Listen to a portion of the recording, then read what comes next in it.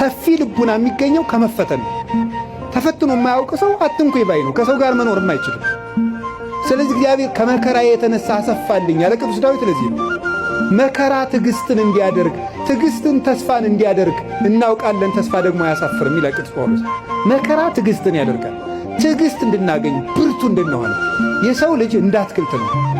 አረጋዊ መንፈሳዊ እንደሚናገረው አትክልት በፀሐይ ብቻ ማደግ አይችልም፣ ይደርቃል።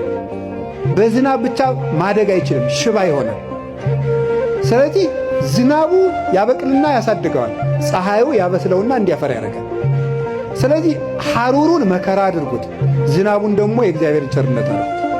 ሰው ሁልጊዜ ቸርነቱን ብቻ ቢያደርግለት መከራ ሳይመጣበት ብቻ ቢጠብቀው የሰው ልጅ ልፍስፍስ ይሆናል፣ ሰነፍ ይሆናል። ዝም ብሎ መከራ ብቻ ቢመጣ ደግሞ ተስፋ ይቆርጣል። ስለዚህ እግዚአብሔር ምን ያደርጋል? ሰው አትክልት ነውና አትክልቱን ለማሳደግ ከመከራውም ጥቂት ጥበቃውንም ሳያቋርጥ ሁለቱንም እንዲፈራረቁ ያደርጋል። ክረምትና በጋን አላቋርጥም ብሎ ለኖህ የነገረው ይሄን ነው። ክረምትና በጋ መፈራረቃቸው ክረምት ብቻ በጋ ብቻም አይደለም። ክረምትም በጋም የራሳቸው ጥቅም አላቸው። በጋ መከራ ነው፣ ክረምት ደግሞ ቸርነት ነው። ሁለቱም ደግሞ ተፈራርቀው ይተረጎማሉ ተለውጠው።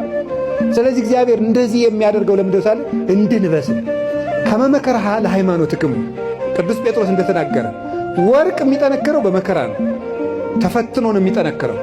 እኛም ጠንካራ ክርስቲያኖች እንድንሆን ስለሚፈልግ ክፉ ነገር